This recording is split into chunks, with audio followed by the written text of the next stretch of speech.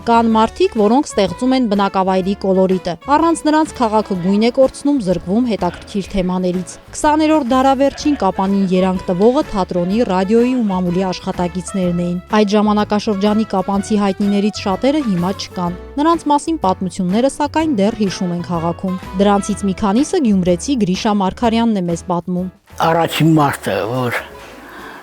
Սամայլոցից իջնելով Պավիսագծերս հանդիպել եմ, եղել է Վալերիկը, Կապանում հայտնի որպես կայֆ։ Ասես ուր ես գնում, ասի քաղաք։ Քաղաք որ դա թատրոն։ Նշանակել են թատրոն։ Փոխանակ տանի թատրոն, այս Կապան մոլի մյուս դիմացին, առաջ ճաշարան է ընդեր։ Այնտեղ ապտեկա, չգիտեմ կարախանութ, չգիտեմ ինչ era, բայց այնտեղ առաջ ճաշարան էր։ Ու այդ ճաշարանի առաջը Սմես է թատրոն, ասում է, չի։ Ադում ենք ներս սեղանները, ճաշարն այն։ Ու դες բերում են թթի արաղը, այն 2 գրամանոց են, ապանցիներ ասում են սրսրոտ բաշակը, 250 գրաման, սրսնում է թթի արաղը, մի արդել նուր վերցնում է, ճզվում մեջը, ու արդեն զգացում ես չկամ։ Գծում այս մաշինը բերում է թատրոն, ինձ ես թողում է, ու ինքը գնում։ Կապանի թատրոնի մարդկանցից ամենաշատը հիշում են տնօրեն Կամո Արզումանյանին եւ Պահակ Ժորային։ Առաջինը հայտնի էր սրախոսությամբ ու անզուսպ ծիծաղով, երկրորդը միամտությամբ։ Մինասյանն է իշխնում, այն ժամանակ Ռայկո Միքայել Դողարն է, ճանաչված մարդ, շատ հայտնի, մի քանի օկով իշխնում են, այն առաջ այդ ֆանտանը որ կա, ֆանտանի մոտով իշխնում է թատրոնի դռաններ Ժորանա կանգնած։ Այս Ժորանը ասում է Հենգեր Մինասյան։ Սա կանգնում է, ասում է, բոլորը ճանաչում են Ժորային, ասում է, հա Ժորային, չա, ասում է 98 ավարտ մարդ ես, մի պաշկա շաքարի մեջ քանի շաքար կա։ Սա, ասում մանրաժ են,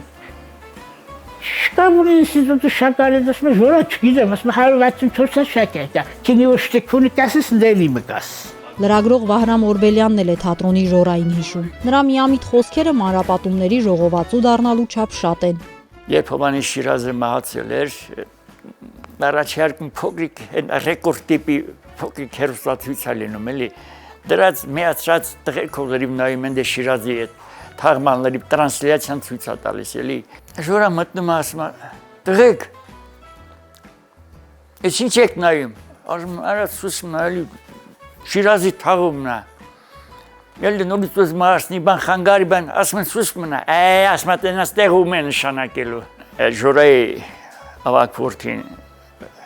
ծովապում էր ապրում, ինք այցելել էր որդուն, նաև ծովում երևի փորձել է լողանալ բան, հիմա եկել ստե պատմում է, էլի, ասում է ծովը լավ լե, ջուրը շատ լա, բայց աղիլ է, թատրոնի տնօրենը, Արզումանյան Կամոն ասում է, Ժորա խելա աղի, ասում է խեգյուդում ջիրիս արա,